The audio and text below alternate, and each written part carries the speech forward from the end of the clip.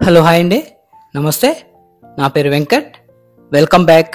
మా ఊరు సోది సుత్తి లేకుండా మంచి మాటలు కొన్ని, నిజాలు మరిన్ని. ఫస్ట్ ఆఫ్ ఆల్ మంచి మాటలకు వెళ్దామండి. గెలుపును ఎలా పట్టుకోవాలో తెలిసిన వారికంటే ఓటమిని ఎలా తట్టుకోవాలో తెలిసిన వారే గొప్పవారు. ఎత్తైన శిఖరం ఎవరి దగ్గర తలవంచదు, అలాగే ఆత్మాభిమానం ఉన్న వ్యక్తి ఎవరి దగ్గర చేయి చాచడు. నీ విలువ నీకు తెలియనంత వరకు ఏదో కోల్పోయానన్న బాధ నిన్ను వెంటాడుతూనే ఉంటుంది. అన్నీ పట్టుకుని బాధపడటం కన్నా కొన్ని వదులుకొని బాగుపడటమే మంచిది కాదంటారా?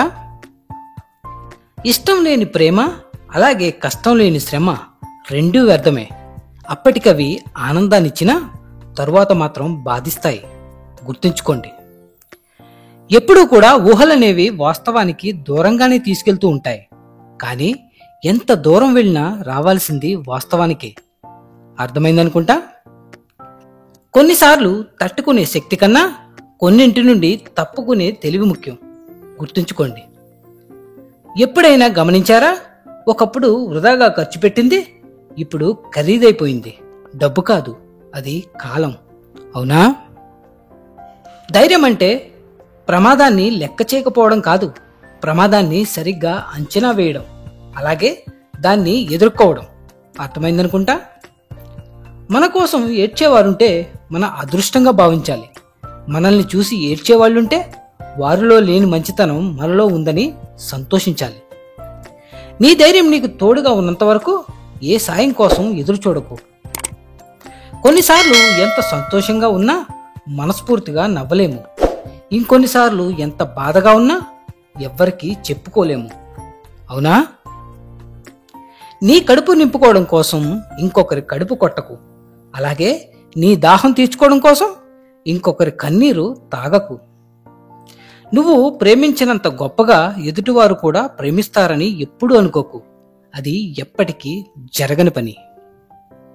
అదృష్టాన్ని మాత్రమే నమ్మితే సరిపోదు, దానికి కష్టం కూడా తోడవ్వాలి. అప్పుడే నువ్వు అనుకున్నది సాధించగలవు.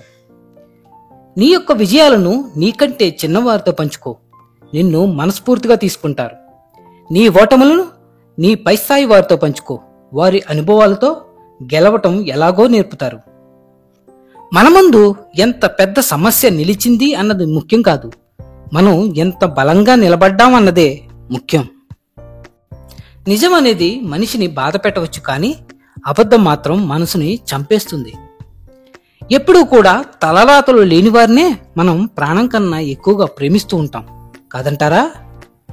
ఎదుటి వాళ్ళ తప్పుల్ని వేలెత్తి చూపడం కంటే మనలోని తప్పుల్ని తెలుసుకోవడం వల్లే మనకు ఎక్కువ ప్రయోజనం ఉంటుంది. గుర్తుంచుకోండి. ఓపికగా ఉండే హద్దులేంటో బాధ్యతలను మోసేవారికే తెలుస్తుంది. ఎందుకంటే చేసే పని, వచ్చే జీతం, అలాగే నచ్చని జీవితం, ఇవన్నీ భరిస్తూ కూడా వారు చాలా మామూలుగానే కనిపిస్తారు. అవసరం లేని కోపం, అలాగే అర్థం లేని ఆవేశం ఈ రోజుకు బాగానే ఉంటాయి, కానీ రేపటి రోజు నిన్ను ఒంటరిని చేస్తాయి. గుర్తుంచుకోండి. నీ యొక్క మనస్సాక్షి ముందు తల ఎత్తుకుని బ్రతకగలిగితే అంతకంటే గొప్ప జీవితం మరొకటి ఉండదు. నువ్వు ఏడ్చేటప్పుడు వచ్చే శబ్దం తగ్గుతుందంటే నీ వయస్సు పెరుగుతుంది అని అర్థం. గమ్యాన్ని చేరే ప్రతి ప్రయాణం కూడా గతాన్ని దాటే వస్తుంది, లేదంటే ఆ గమ్యాన్ని ఎప్పటికీ చేరుకోలేదు. గుర్తుంచుకోండి. విలువైన కాలాన్ని, అలాగే శక్తివంతమైన నోటి మాటలను తెలివిగా ఉపయోగించాలి, లేదంటే వృధా చేసిన కాలం, అలాగే నోరు జారిన మాట ఎప్పటికీ ప్రమాదంగానే ఉంటాయి. ఎప్పుడూ ఒకేలా ఉండలేని మనుషుల కోసం ఎప్పుడూ ఎదురు చూడకు. ఇక్కడ ఎవరి జీవితం వారిది, మరి నీకు ఒక జీవితం ఉంది కదా, ఆలోచించు. ఇద్దరు కలిస్తే ఈ లోకంలోకి వచ్చావు, నలుగురు కలిస్తే ఈ లోకం విడిచి వెళ్తావు.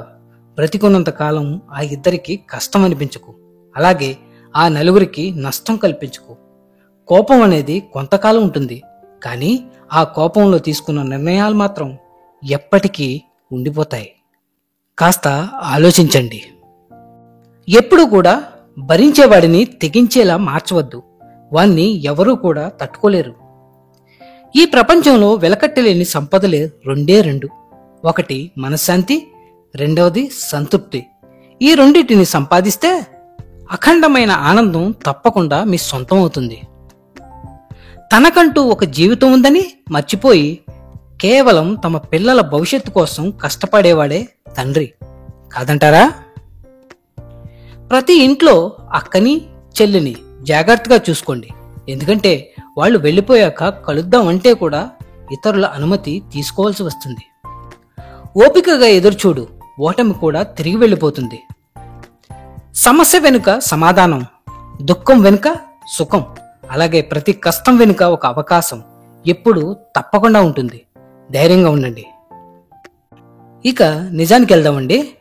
ఒక నేము ప్రేమ ఉన్నవాడు ఒక అందమైన అమ్మాయిని తన బాడీ గురించో లేక అందం గురించో మాట్లాడితే thank you for your compliment అని మురిసిపోతుంది.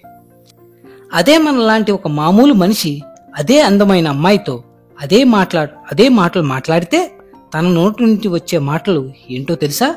నీకు అమ్మా నాన్నలు నేర్పించిన పద్ధతి ఇదేనా? నీకు అక్కా చెల్లెలు లేరా అని పోలీస్ స్టేషన్లో కంప్లైంట్ వేస్తుంది.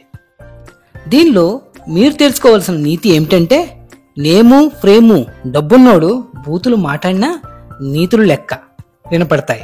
సో నువ్వు ఏం చెప్పాలనుకున్నా డబ్బులు సంపాదించి చెప్పు. నువ్వు మాట్లాడే బూతులు కూడా నీతులు లెక్క వినపడతాయి. అందుకే డబ్బు సంపాదించాలి. ఫైనల్గా సర్వే జన సుఖినో భవంతు. మళ్ళీ వచ్చే వారం కలుద్దాం మరిన్ని మంచి మాటలతో. Signing off Venkat. Thank you.